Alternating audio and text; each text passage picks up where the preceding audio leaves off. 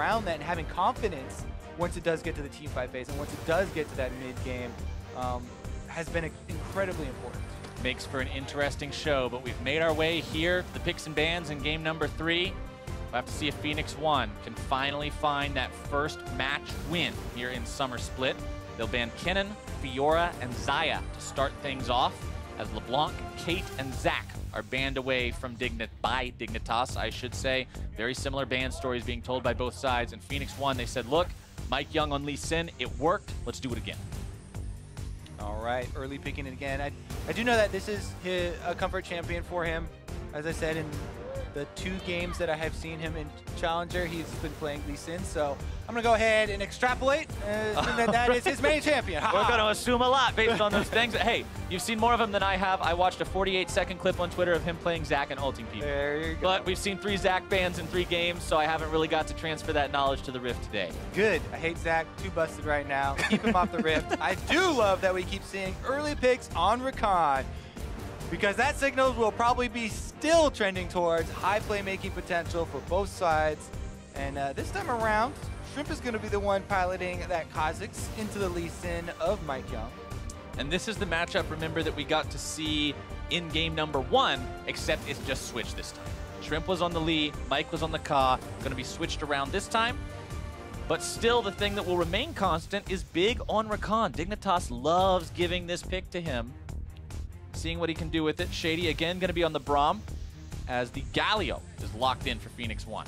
All right, so they're going to deny the Kha'Zix Galio combination that we saw before. You know, attempted use. Galio here, definitely flexible. I like that you get it in the first round, so it's still up in the air as far as mid lane versus top lane bans. Last time we saw him split. The difference there, Fiora's already off the table though, so that's one of those split pushers you don't have to worry about, who absolutely is able to abuse matchups up there on the top side. But again, looks like the answer is the same. Yep. You know, Shen fine into Galio, tank to tank, both have semi-global. Shen has full global. And then even if they switch the Galio to mid lane, not too big of a deal. Shen just can farm it out and play for that split push. Dignitas focusing on that top lane in the second part of the bans here. Victor banned away by Phoenix1.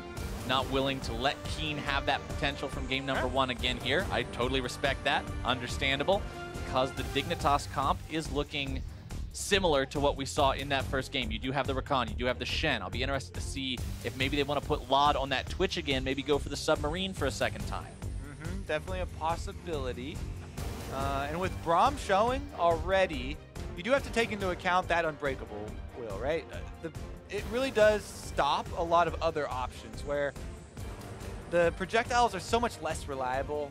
You don't want to pick, especially like a mid laner with an ultimate that can easily be negated by the Braum wall. So we'll see. Looks like gonna go with the Varus again here. Yep, Twitch was banned away. That was the final ban from Phoenix1. So really paying homage to that first game composition of Team Dignitas. Arrow's thinking about Draven though. Will he actually lock that one in? I mean, it would be the perfect answer after what we saw from Shady, where he was talking about, yes, perfect. He was talking about Arrow wanting to make plays and do big stuff, and this is the champion that embodies that. Okay, it's Kog'Maw instead. All right, it's Kog'Maw backed up by, very possibly a mid lane Galio, and for those you can see a lot more threat of earlier Galio ultimates. So far in these games where you've seen him in top lane, it's been pretty deep into the game by the time we start seeing the Galio ults actually used in those team fights. So if he were to transition into the mid lane, then you'd have to worry a bit more in the bottom lane about the Braum initiation and those types of combos we talked about with jungler visitation down there early as well. Not going to be the case this time around, but Taliyah, you have to worry about similar things. So again, a lot of mobility here for Phoenix1, and if the game goes a similar way as last game, mobility is going to be important in answering these skirmishes that have been breaking out very quickly. Dignitas decides that the way they're going to answer that monster carry from game number 2 is by putting Keane on Cassiopeia to deal with it there in the mid lane. Yeah, definitely another very high damage in the late game, potential here from Keane. He could match up very well versus Taliyah. I always do enjoy watching the Cassiopeia-Taliyah matchups because both of them really do rely on their speed boosts. Taliyah gets extra movement speed on worked ground, in those little circles. And then Cassiopeia, if you land your poison, has to utilize that to dodge the other's skill shot. So we'll see about that one. And if the Lee Sin or Kha'Zix is able to get that early invade off, we have been seeing more focus on clearing so far, rather than the explosive level 3 ganks or invades. Which is kind of surprising because the junglers have been those explosive early champions. It's been Lee, it's been Elise, it's been Kha'Zix, but they just haven't found those windows quite the way they're looking for them. Instead, going for that strong farm that you mentioned, usually getting level 4 before you see any kind of action like that. One thing that I'm going to go ahead and point out is that you do have 3 of the same champs on the Phoenix1 side that they won with in their win in this series, while 2 of the same champs, the Shen and the Rakan, are being reprised by Dignitas from their game win. So you are seeing some returning successes here from both teams, and we'll get to take a look and see which one of those will truly be the success and walk away with the match win. As the teams are on to Summoner's Rift, the platform gates will be going down momentarily, and they're off. All right. Now, will we get some of that action around the Raptor pits? Will we get some of those invades, you think? Is anybody going to be risky? I don't think so. Due to the way that we've seen this series kind of unfold. Remember though that this is actually fairly surprising that this series has been this close, has been this exciting. Phoenix1 with such an explosive 25.5-minute win in that last game. This is a team that just made another roster swap, has been constantly swapping around supports and junglers and really having to work through a lot in order to kind of rebuild synergy and build up, teamwork among these guys that have been constantly switching off. But very strong showing for them coming in as the 0-4 team versus Dignitas, who, are 3-1 and started off so strong. It's definitely a bit surprising and bodes very well for this team and their recent changes. During that long explanation, though, you did get your Raptor awards, although no real exciting fights over them. Yeah, we got to see a couple rocks thrown around. Shrimp ate a couple of those to the back as he was walking away, but sadly no big level 1 fights. No crazy way to start off this third and final game in the match, I should say. Ryu will get some good poke there onto Keane, and he gets it right down at the right time, too. Minions are arriving, so there's not enough time for Keane to get back and heal that off. So some solid damage to stick there onto his opponent early on here in this matchup. You will see the blue buff start from Shrimp's Kha'Zix, as the red buff start is going to be the name of the game there for MikeYeaung. Yeah, delayed entry into the lane as well, so a little bit of guesswork as far as the start for him goes. And MikeYeaung, this time around, he may be coming top with a red buff pretty early on. They could return to their strategy of trying to gank Shen early. You go to the source of the global and punish him early on. Last time it worked very well versus Ssumday. They got early kills off of him. They got early objectives because of it. First Spirit Gold, Rift Herald. A lot of success there. Shrimp, though, is also running a top-end route here where he's ending on the top side. Thing to keep in mind this game about the top lane as compared to last game. Last game you had 2 of those big bruisers there with the Jarvan and the Kled. This time around, the hard tanks, the guys that are always going to be useful pretty much no matter what. A lot harder to set them back as Ryu eats a little bit of damage here. Shrimp will jump in, fire off the rockets, eat a turret shot for his trouble, but he has the red buff. He'll be happy to trade off that HP with Ryu to give Keane a better setup. And the reason that he even goes for that harassment there and jumps into dangerous territory by the turret is because Ryu is still level 3. They wanted to go for that before Ryu hits level 3s because generally you'll get your Q and your little... Shrimp, all right. He has to get himself over the wall, gets stunned up by the winner's bite, and the ward allows Arrow to take a couple more spits at him and put the paint on. A little bit of a misclick there, walks back, doesn't quite hit onto the blast cone first time around, and takes a lot of harassment. Forced back into the jungle. It's not too big of a deal, though.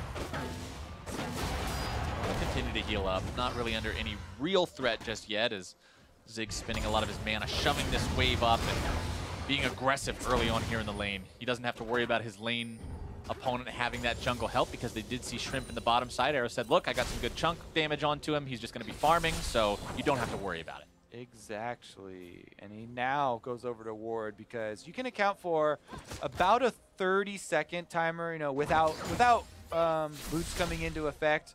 If you want to be a little bit safe, then you probably go like 25 seconds as far as how long it will take someone to get back to your lane from the fountain this early in the game with no boots. And he does, utilize that time effectively. Then he's able to go get that trinket ward over in the tri-bush.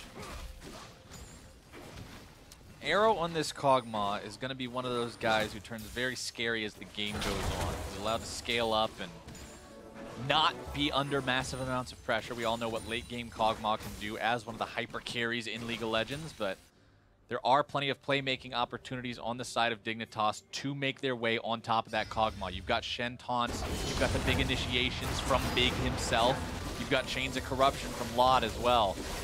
Playmaking, the name of the series, like you mentioned, Kobe. As Big is weaving in and out of the fight, trying to get in there, get some damage, get some CC. Lod backing him up, and it'll be a pretty even trade here between these bottom laners. Yeah, a little bit of control for the minion wave here, still on Dignitas' side, and Varus is quite a good laner.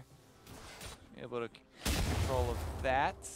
Interesting how Shrimp. So he visited top side a little bit, but at that point, Ssumday was already pushing back, and they didn't really want to stay there and force it. Meanwhile, bottom side, they continue to go for these trades, and MikeYeaung does have the possibility of heading down here, as does Ryu. Both thinking about it. They've been tracked. Well, Keane spots that out. Not going to allow those sort of troubles to go through and plague his bottom lane. Meanwhile, topside, you saw Zig go ahead and go back, use the TP to return to lane with full laning build on Galio. All 3 Doran's rings accounted for. He'll be spam clearing those waves, leveling up to 6 in no time. You do see the ultimate coming online for Ryu before anyone else. Keane should be getting his shortly. MikeYeaung making his way bottom side, trying to see if he can find the gank here. Lod eating quite a lot of damage to get both the heal and the exhaust out of Dignitas' bottom. Yeah, and the exhaust comes out after the burst from Lee Sin, after he's already used all of his abilities, so no effectiveness there from it, and then the cooldown not going to be available for the possible Taliyah ultimate that you mentioned. Ryu still sitting pretty comfortable here on the Taliyah, and remember, they did leave this counter pick option open for Keane the entirety of the draft. Dignitas wanted to make sure that they got a good matchup in there. Cassiopeia considered a good matchup against Taliyah generally. He does have a small CS lead, or did up until that last wave was cleared out, but Ryu seems perfectly fine in this matchup right now. Yeah, it's definitely a skill matchup for early on. Cassiopeia has a super good late game. You always count on that ability to carry team fights there. But Taliyah definitely should be able to get push advantage and threaten those roams, as we've seen the bottom lane have to kind of respect. Anytime Ryu goes into the fog of war, don't want to get cut off there by the wall. Meanwhile, again though, they've got something to go with those roams as well. Last time around it was a Kled, this time around it's a Galio. Phoenix1 is making sure that when they draft that Taliyah, they've got other stuff to complement it and make those roams even that much more effective.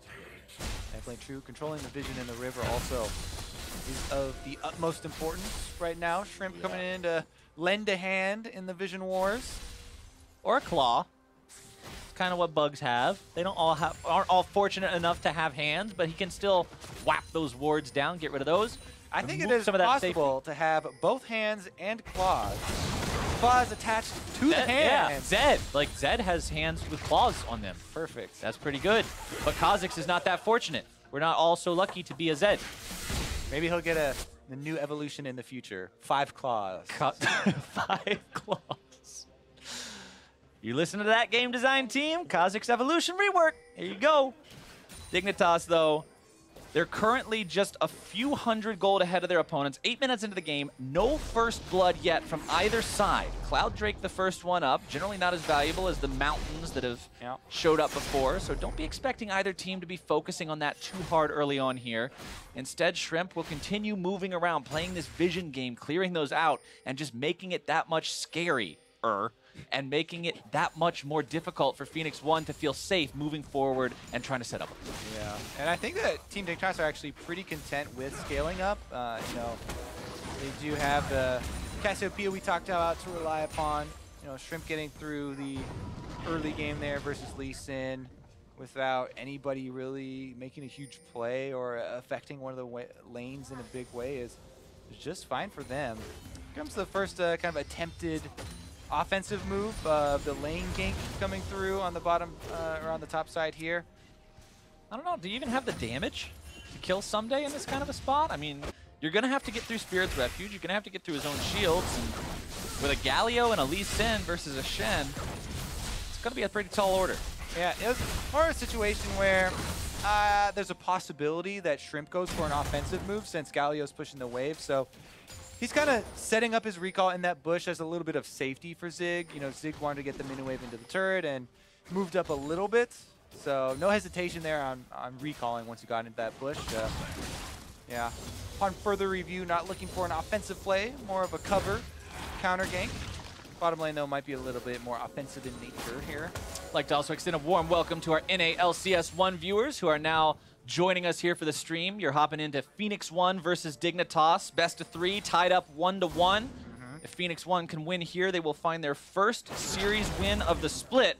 If Dignitas can win here, they're going to go to a 4-1 record, and that is pretty darn nice. And if you're just joining, there should be a jungler in this brush. Uh-oh. Change of Corruption not finding the mark, though. Shrimp and MikeYeaung both making their way into the fight, but Stand United will bring Ssumday as Zig comes in. Ryu making his ride into the fight onto the wall as now the juggle happens onto Ssumday, who's going to be taken very low. The damage continues, but the death will not show. Dignitas disengages in time, and everyone from across the map shows up. Yeah, both teams were looking to make a play on the bottom side at the same time, so everybody was ready to instantly react there. And MikeYeaung was coming around through the lane, even though Shrimp had gotten there much earlier. They were waiting for the right opportunity, so everybody is able to get out in the end. Only the flash from Lee Sin is blown on Phoenix1 side, though, while Big on the other side, as well as Ssumday, which are two of the bigger, you know, offensive-oriented, you know, initiation flashes that Team Dignitas would like to use. Those ones will be off the board for the time being. As we said, though, Team Dignitas should be okay with, you know, kind of farming it out here and scaling a bit towards the late game. And it really does say sort of the story of this series, seeing how long First Blood has taken in this third and final game. First time around, things were pretty explosive early on, like what you mentioned with the gank in the top side, and second game was out of control. Yeah, second game was just like you said, it was a money grab game where everybody was just throwing their dollars up into the air and trying to grab as many as they could. But now in the third game, both teams have realized, hey, wait a second. This is really close. All right, this is getting set up here. Big doesn't have flash, but he can still go on Arrow. Shrimp trying to make the moves. Arrow being protected by Shady for now. The taunt comes in, the lockdown is there, and First Blood goes over to Dignitas. They find the kill onto that enemy Kog'Maw. Shrimp backs himself away. Low on health for now. Got to be careful, but Dignitas has 4 men top. They should be able to push down for first turret as well. In the bottom lane, they do have Zig working on the turret, but he's just a tank. And even though the turret has a health lead, Dignitas with 4 members up here should be able to pressure. Shady and MikeYeaung are trying to delay it, though. They've got Ryu up here now as well. He'll be able to clear the waves away pretty effectively. And it looks like Phoenix1 will successfully complete this, but the TP. They have to get back there to stop it, so teleport is used by Ssumday to deny that first turret gold, and it's still very much up in the air.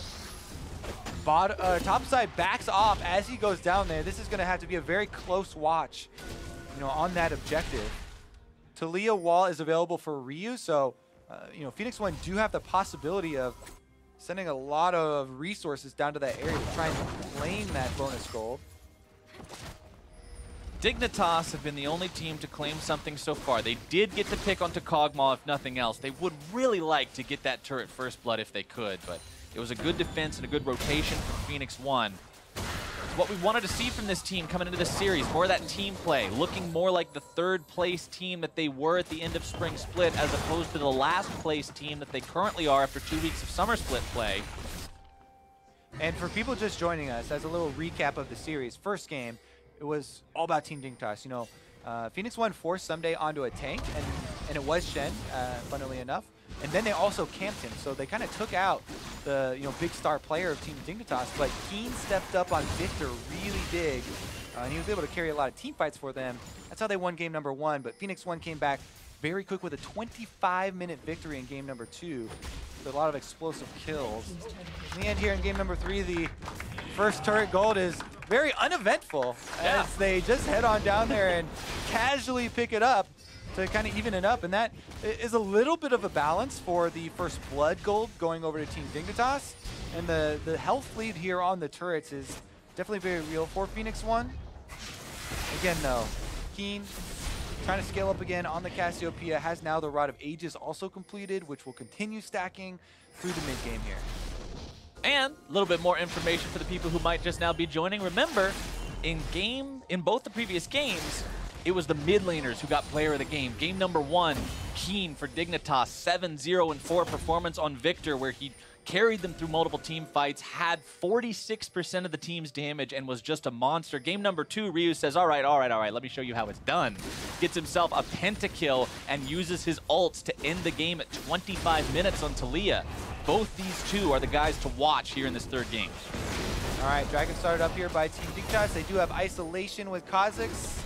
Lee Sin, though, execute damage always should be expected.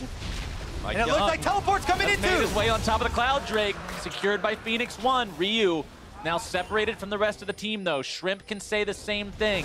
This fight could go really crazy really quickly, Kobe. Big trying to get himself back. Winter's Bite has already been applied. Glacial Fissure now down onto Keane, who's going to be forced to flash. They committed the teleport for this, so Zig actually finishes the teleport on Galio. Meanwhile, Team Dignitas never pulled the trigger on the, Stand United here from Ssumday, so he's able to get the tower in answer, even though that Cloud Drake does go over to Phoenix1. Cloud Drake essentially traded for a top lane tier 1, as well as the temporary reward of having that Galio TP down. Considering your Shen still has his ulti and his TP is going to be up in just a moment, that's a big advantage. Yeah, you always got to look for the next play. Ooh. Currently, though, Big has to flash, barely getting out of that one. And exhaust down in case they do have more action in that bottom lane. Currently, though, they're just going to leave Laud with a bunch of minions to clean up here, so should be able to inflate his CS very quickly, and then use that money to finish off his Blade of the Ruin King and catch right back up. MikeYeaung again, though, another Rift Herald here, immediately focused, and nobody's around for Dignitas, nor do they have any vision. We've seen her try and stop it. Taken every game so far. Teams have not been ignoring this. They've not been letting it slip through the cracks, and even though this one's a little bit later than previous ones, it looks like Phoenix1 will still go for the secure. Yeah, and the top turret is so low right now. Phoenix1 might not even need to use the Rift Herald on it. Again, you don't want to have to use the Rift Herald on a turret that you can just take by hand anyway. Utilize it to either create cross-map pressure or really pressure a secondary turret. Everybody is heading up there right now, though, as both AD carries and supports are kind of roaming through the mid-jungle here. Should be a clash. Remember, teleport advantage with Stand United is in Dignitas' favor, so they could try and start a fight on this side of the map over the low turret, but they're not going to go for it, and they don't even fight him over this, even with that teleport advantage. Ssumday hasn't really gotten control of the minion wave yet, and they're not willing to pull the trigger. Dignitas can't get their guys in the right spot in time, and the low HP value on that turret is just a little bit too low. Phoenix1 can walk in, take it, walk right out, and like you said, they don't have to expend a Herald. They can keep that in the back pocket, use it for later, and right now that Phoenix1 plan of get yourself off to a decent start, then you have those big global type abilities with the Galio, with the Taliyah. That can allow you to get rolling later, along with the playmaking ability through multiple picks on the team. Phoenix1 seems to be sitting in a spot similar to last game. Yeah, and Phoenix1, Ryu is sitting in a spot where he's looking to use Taliyah ultimate to cut off the team. Doesn't quite get anyone in a bad spot, though. Zig's trying to flank, but doesn't really help there. Rift Herald is spawned in the 5-on-5. Rift Herald shows up mid lane, rams his big old void head into that tier 1 turret. It's a female. Fine. Her big old head into the turret, looking to take that one down. As the fight breaks out, the taunt comes through. It's going to be lots of damage onto MikeYeaung. And he and Ssumday are already both out of the fight. Shady's going to be following right down into the abyss. Tier 1 still alive as Kog'Maw's ulti barely going to miss onto Big. Ryu and Arrow continuing to force the issue here. Turret. So low, but so damn low, but they won't take it down. So dangerous to move up because Team Dignitas were able to get the 2-for-1 here, taking out most of the front line and then getting Zig low enough that the Galio has a hard time moving up to it, but they're going to press in on it anyway. They throw down the miasma. The tier 1's going to fall. They're putting a lot of damage onto Keane, who's taken down by Arrow. Dignitas now having to retreat away from this one. Low mana here on Arrow. Shrimp jumping in, he brings Ssumday with him, and Ryu is going to be smacked down by the Thunder Sticks as the claws rend Arrow in half. Laud now looking for Zig, but bites off more than he can chew, and reinforcements arrive for both sides. Shady able to get in there and turn around another kill. Maybe you have to look at the replay why Stand United didn't go on Keane earlier when they decided to fight over the remnants of that turret, but you know, whether it was on cooldown or whether Ssumday was otherwise occupied, it did allow Phoenix1 to not only take that turret and get that one down as well, but get some kills for themselves and a little bit of extra money back their way. Now, a little bit of a decent lead is opening up here in the mid game with Phoenix1, having the 2 turret advantage and a little bit of extra gold to work with. Right now as well, they can feed more money into Arrow on Kog'Maw. He's got a giant wave to pick up, while Keane is doing the same for Dignitas on the opposite side of the map. And look at the Kog'Maw itemization sitting in there too. That looks like a Rage Blade being put together, an item you almost never get to see just because it's so niche. But if that thing gets up and running and you get free firing time in a team fight, that damage output is just insane. Let's take another look. He's dead, that's why. 4 seconds left on Ssumday. He was not alive to ult Keane. And Keane, it's hard because you can say he went early, but the turret went down with that auto. So right, it was kind of either go now or miss your opportunity with that turret opening. Hindsight would say that it was a miscalculation to go over there for the dying turret since Ssumday was still dead. And if that's how the cooldown works out, then tough break. Here we go though, another initiation. All right, they're turning it right back onto Phoenix1, and MikeYeaung is taken down before he can do much of anything. Dignitas now with a 5v4. They expended a couple of resources. They won't be able to get the taunt now onto Zig. Arrow firing off some of that living artillery, making sure that Dignitas won't chase any further. But they're still thinking about it here off to the side. Flash is available for Ssumday. They're going for Arrow if they can. They won't quite find him just yet. The Cassiopeia ultimate comes out. Ssumday's still going to be on that front line, trying to tank it up. Spirit's Refuge dodging away from the auto attacks. Shrimp's gonna be zoning Ryu, putting the damage onto him with that Kha'Zix. Jumping in, a little bit more will do it, and that is a big fight going the way of Dignitas. And Baron is available at the moment. No but members look at of the health Dignitas bars. died. Cassiopeia, though, is a Baron killing machine. Blue buff is on, and they should be able to melt it. Low HP on Dignitas, but not low enough to keep them away from this objective. They will be taking this down very, very rapidly. MikeYeaung can't get in there in time. Shady trying to do anything, but he will do nothing as Phoenix1 loses control of the map just long enough for Dig to take Baron. Let's take another look at this, because Phoenix1 head up here with the Taliyah ultimate, but it doesn't cut off much and gives them no real positional advantage. Meanwhile, on the front lines there, Lee Sin is not that tanky. Immediately gets focus fired and taken down. With Shen coming in on top of everything, it's Team Dignitas with extra numbers, and Phoenix1 just pushed right up the mid lane there. So risky, numbers disadvantage, and even though the Galio taunt lands on multiple members, Ssumday never even had to blow his flash there. Big was the one to be able to get the initiation, so they didn't double up on cooldowns. They still got the initiation. They killed all the priority targets, and nobody was killed in the process. That was such a big, clean sweep for Team Dignitas, gaining Baron buff, multiple kills, and control of the map here. And they'll take the Ocean Drake for it. And see, Kobe, this is echoing back to what we were talking about earlier. The objective game up until now has been for Phoenix1, while Dignitas has said, you can have the objectives, we're going to kill your dudes.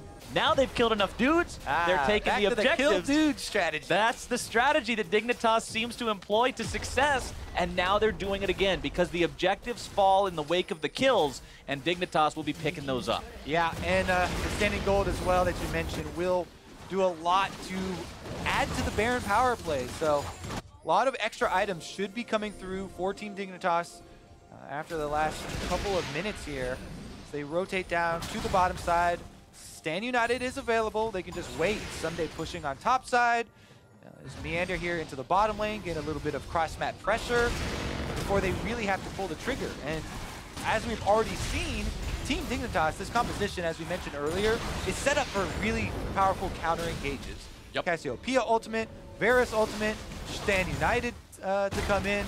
There are just so many tools for counter initiations that it makes it difficult for Phoenix1 to try and cut them off and try and punish the split push. And you saw what happened the last time they went to do it. Ryu throws down the wall, MikeYeaung's on the front line looking to find the kick, and by the time he can even think about the kick, he's already dead.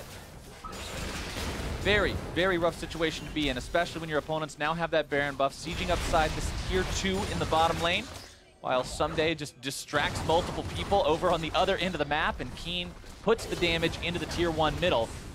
Zig can't really find the damage to do anything impactful onto Ssumday any longer. Titanic Hydras plus Spirit Visage makes him almost immune to what Galio brings. Yep, and Keane is able to finish up that mid turret as well. Squiggly little green line autos. Not the most threatening, but definitely get the job done. There's more intimidating things out there, but they still pack quite a sting onto the structures as long as you got enough AP. Huh. That Taliyah wall was much less impressive than the one from last game? The game 2 ones that we saw coming out, yeah. It was like in the same spot too. It was a diagonal angle to the tier 2 bottom, one into the game, and one made big press W. All right, Rakan W down. All right, back up. Rats. We weren't able to capitalize in time. But it does, again, highlight the issue that we talked about, where the counter engage is such a big possibility for Team Dignitas that because they've had so much success here earlier, and because that mid-game, mid-lane play was so big, the options are really limited for Phoenix1. And it does make it very difficult to play the game from this position now, because they kind of weren't able to get off to that very big Taliyah and Lee Sin synergy for the roams early on, and try and get that ball rolling and try and get the the split push of their own off the ground. In the end, all of that extra gold is cleaned up by Team Dignitas, and they get to go spend it without having to break a sweat. To put things in perspective here, because this does seem really strange to say, at this time last game, there was no this time last game. Dignitas' Nexus had already exploded. That's how fast game number 2 and Phoenix1's win was. Meanwhile, here in game number 3, a much closer story being told. Dignitas, the biggest lead in the game so far now for themselves, after the objective advantages they got after the Baron, but it's still only 4,500 gold apart, and a long way from it. Yeah, a lot more control here from Team Dignitas. They also have very reliable late-game damage. Shen, constant split push, and then Cassiopeia, Kha'Zix, and Varus, very easy for them to carry the team fight. So as the options dwindle, we talk about for Phoenix1, that's kind of why Team Dignitas are feeling so casual right now. They're feeling like they're in such a secure spot. They really do have a lot of extra tools to try and deal with the initiation from Phoenix1, and we'll see if they can do it here around the mid lane. Minute 50 seconds left on that Baron, which will probably be the thing to actually spark the real conflict. Currently, though, Phoenix1 are looking for an opportunity. It's definitely risky, anyone that they do go for, so they're looking for ones that are numbers advantage in their favor, and trying to catch people off guard and out of position.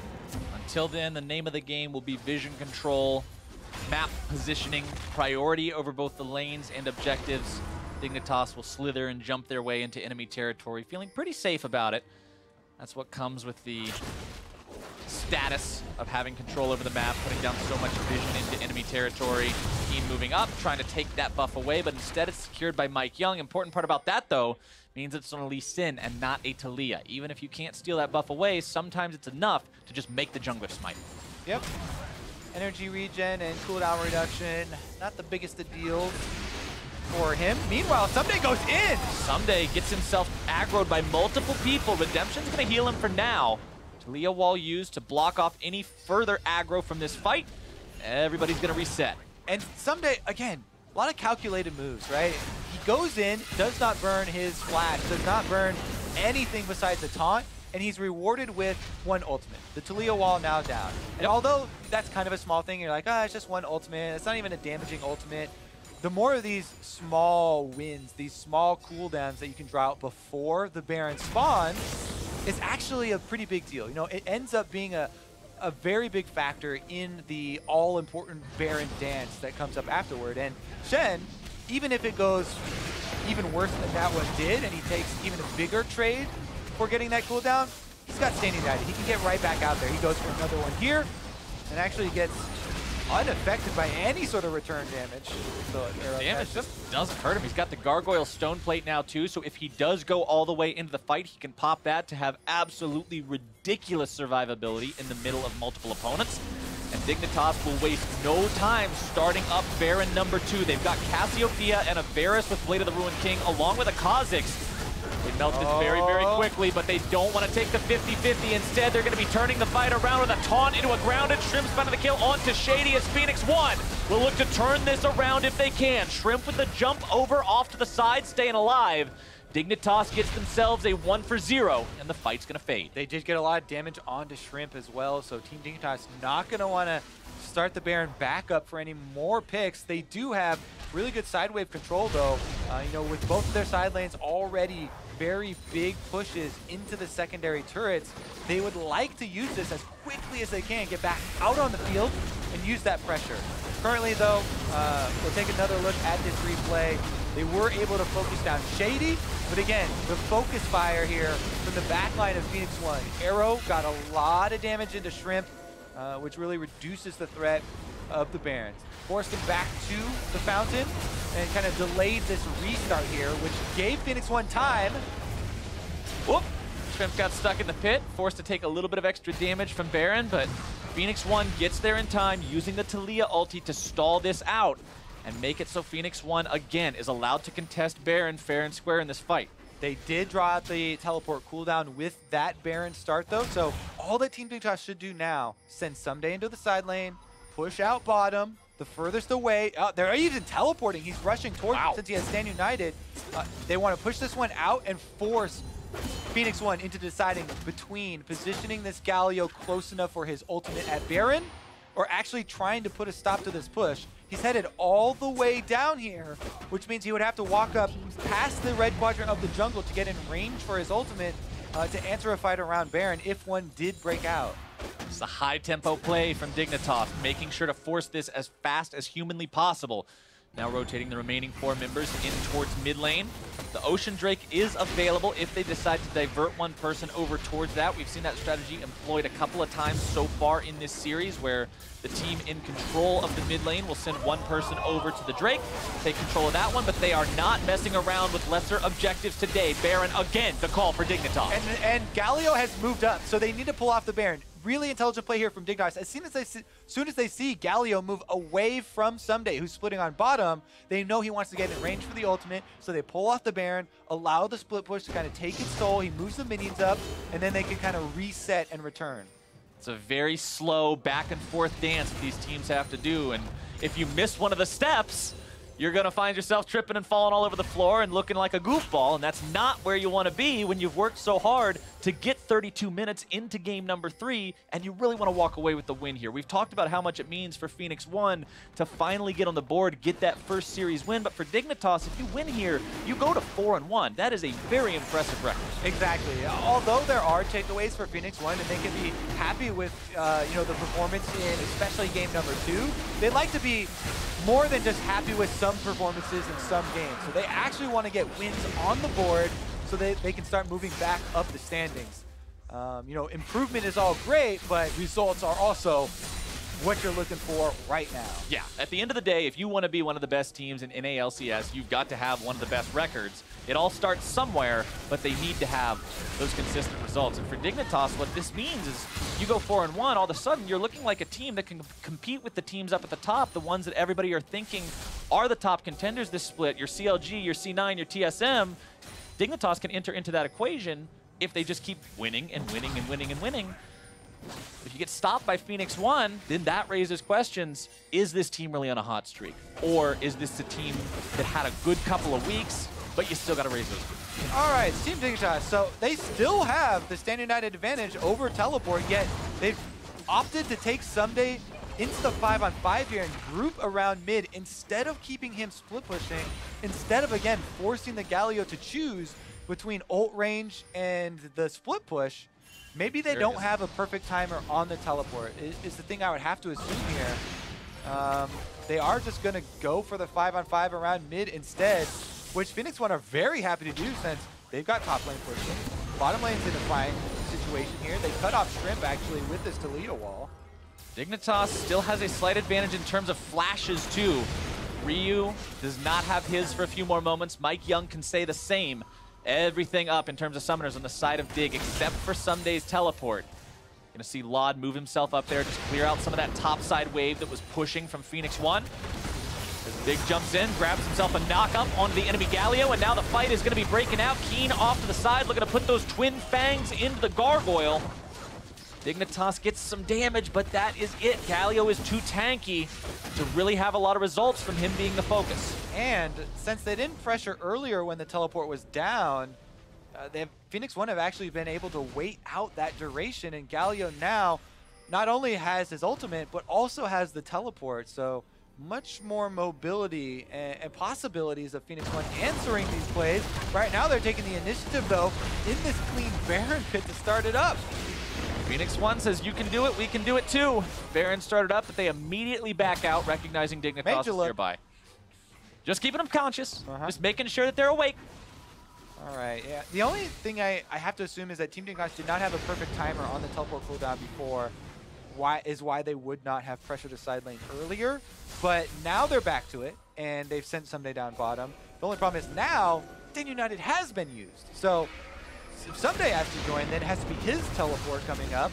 And that's why Phoenix1 are, even though they're behind, are starting up the Baron. They're kind of making Dignitas check, making them hesitate, and hoping to draw out a cooldown. And I liked what I saw right there from Shrimp. And obviously it doesn't apply as much to Kha'Zix because Kha'Zix does it automatically. But when you know your opponents are checking the Baron, you fire your skill shot at Baron instead of where you think the opponent is, because Baron will do so much damage to them by smacking them with his auto attacks over and over again.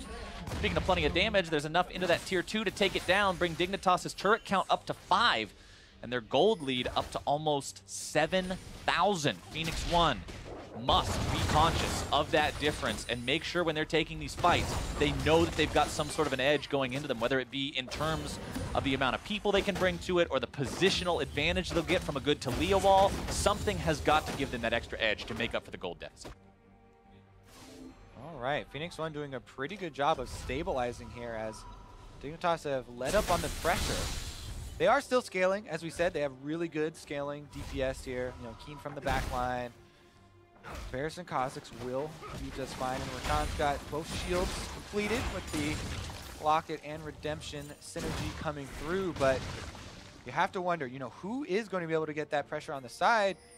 You know, Galio is much slower to react than Shen because he either has to walk a large distance to get in range for the ultimate, which the ultimate itself already has a delay built into it. Right. You have to walk and then use it. It's not usually in a very good spot, or they would have to wait for teleport channel time. So again, they should still continue to the split foot strategy to try and take advantage of that small timing window. And they're doing it here. It's just that the mini wave is so far away. Phoenix1 don't really feel the pressure yet.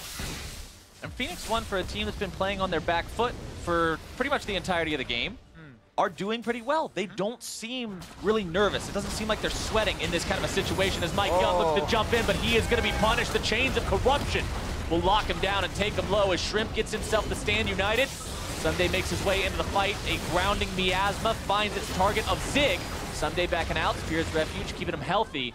Both sides going to be expending some resources there. MikeYeaung with no flash to start these fights off. Also very low health for him. He needs to get it back off of something.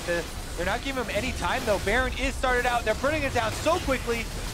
Dignitas will not give Mike the opportunity to build that HP pool back up to where it needs to be. As the knockup comes in, the charm is out, the damage is through, but the knockback onto Shrimp, and now the fight's gonna be going full force as Ssumday is taken low, Shrimp is taken down, and the fight has gone the way of P1 so far. Zig grabbing the taunt onto 2 people, but Phoenix1 is critically low in terms of health. Lod looking to make the snipe, almost finds Shady. No members of Phoenix1 are down, but Ssumday went back to base again to the fountain and is teleporting back out onto the field. Still a 4v5 for Dig, but they've got health advantage. Blinking red lights for Phoenix1 as they retreat. Oh, teleport comes back out from Zig as well. They don't want to let him get away with this Baron, and they should be able to collapse onto the Baron pit. It's gonna be Zig and Ryu and Arrow trying to stop this. You've still got MikeYeaung and Shady back, making their way towards it as fast as they can. Baron taken low, but now peeled off of. Zig having to retreat from the rest of Dignitas as they have to be careful about this collapse. Lod is down to half HP, the chains of corruption out onto Arrow, but the taunt is there, and Lod is going to be forced to flash over the wall. The damage onto Big, as Keane is taken low, but finds the kill onto Arrow before he goes. It's a 1-for-1 in the fight so far, but Dignitas is still in retreat here. Lod gonna be forced out to the side. MikeYeaung grabbed the kill onto Big. Lod's still gonna be chased down. Into the back line goes Ssumday, trying to find the kill onto Ryu. Shady's still gonna be taken low too. Shrimp into the back line with the kill onto that Mage. Takes down the MVP from game 2, and now looks for more. Can they find the damage onto MikeYeaung? I think they can. A double kill for Lod. Zig's gonna be going down, and the ace for Dignitas. 2 men left standing after all of that. Must have been a 3-minute fight there for you, Captain. And the Baron will be the last one to die afterwards. My goodness, Team Dignitas looked like they were making such a risky play. 4 versus 5, starting up the Baron.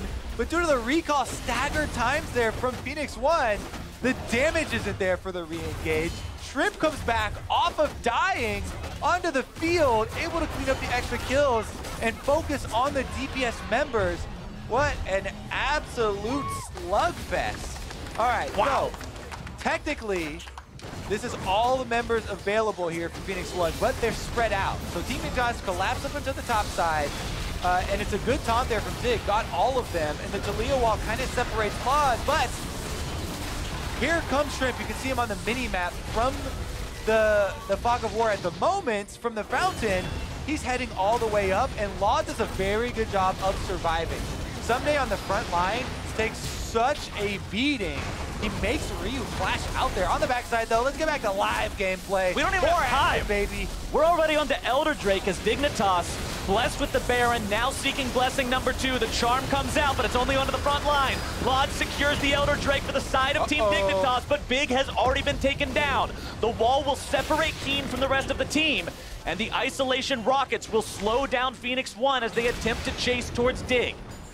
Health bar's low enough, taking damage from that Elder Drake burn. Phoenix1 doesn't want to chase into this any longer, not in that situation at least. They've got a 5v4. Yeah, but only for another 25 seconds. They killed the support. Lowest level means lowest death timer. And with both the Elder Dragon and the Baron buff up here on Team Dignitas, they have to really worry about the counter push, because Team Dignitas, as soon as Big is up, they're gonna look for it. Ssumday's already in the bottom lane, and their base is under attack, so that push on mid was very, very risky for them. Dignitas already looking for the counterplay. We made a joke earlier about those Thundersticks not doing enough damage to structures. Light one of those suckers on fire and watch how much damage he can do if given time in this split push scenario. Ssumday making sure that he's got that chance. Still not very intuitive. The flaming plastic you wouldn't think would be super effective. Yeah, it would probably melt, but it would still be scarier than a normal one. Regardless, though, the squiggly green line's on fire as well, as the autos from Keane got some damage on the mid turret. And here it is. Big is alive. He's coming to join the team. They have all the buffs that they would ever dream for here in the Elder Dragon and the Baron. So this is it. The final defense here from Phoenix1. Can they make the play happen? They don't have much time. They gotta find their chance somewhere because the mid lane inhibitor turret has fallen. Inhibitor now the target. Lod's attack speed very, very rapid to bring these down quickly. Zig on the side, can't find a chance to go in, look for any sort of taunt, knock up, anything. Dignitas will take inhibitor number 1, back themselves away. Still having both Baron buff and Elder buff for a little bit longer. So many flashes are also available. It's a huge amount of playmaking here available for Team Dignitas, and they also have a tremendous advantage in just pure DPS. Here we go. They are not willing to stop. They're going to find the taunt onto 2. The fight's breaking out. Lod firing in the arrows into the middle of the fight. Phoenix1 with the defensive option for now. Gargoyle Stoneplate there onto the Shen. Shrimp grabbing the kill onto Shady as Big is brought down in retaliation. Arrow is going to be bug food as he is splattered onto the ground along with Phoenix1's dreams of winning this game. And Dig will go to 4-1. Oh my goodness, what a way to end the series here. And Team Dignitas are going to be able to take it. Ryu fighting for the Nexus turrets though. He's trying, but what are you going to do? He doesn't have that massive gold advantage like he did in game number 2. Keane will find the ace. Holy moly, and Lod, Keane, and Ssumday left alone with the Nexus. Dignitas has to fight for it. Big is just... What else are you going to do when you're looking at your death timers? You're just, your screen's black and white. You're like, Lod, no, let me watch it through yours. I like the color better. Yeah, something's wrong with my screen over here. Yeah, my screen's all goofed up. It says it'll go back to normal in about 45 seconds, but let me just watch through yours instead. What a performance from Dignitas. They had game number 1 on lock. Game number 2 was swiftly turned around. And then in game number 3, the closest one in the series, they showed why they are at 3-1 and why they deserve to go to 4-1. Definitely a lot to be proud of for that squad. You know, coaching staff has talked about communication and all the focus they're doing in practice. This is one of the teams that's picked up so many extra substitutes as well that they're really looking to build out the bigger rosters. As everybody moves towards that 10-man setup, people scrambling, trying to pick up good subs that are also ready for the LCS stage gets more and more important. And we're seeing them actually get the playtime and have that impact in the LCS more and more. And Phoenix1, although they're still on the quest to find that first series win in Summer Split 2017, they looked better today than we've seen them look in the first couple of weeks, especially there in game number 2. That was a team that doesn't look like a 0-5 team. That was a team that showed an ability to play in a coordinated fashion, play around their carries, set things up, and execute to end the game quickly. They just have to figure out how to make that a consistent result. Yep, Phoenix1 definitely had a lot of fight in them here in this series, and they have some good takeaways. But again, you're looking at 0-5 and starting to get a bit antsy down there at the bottom of the schedule, considering they came from 3rd place in spring. Well, to break down the series and wrap up our day, we're going to send things over to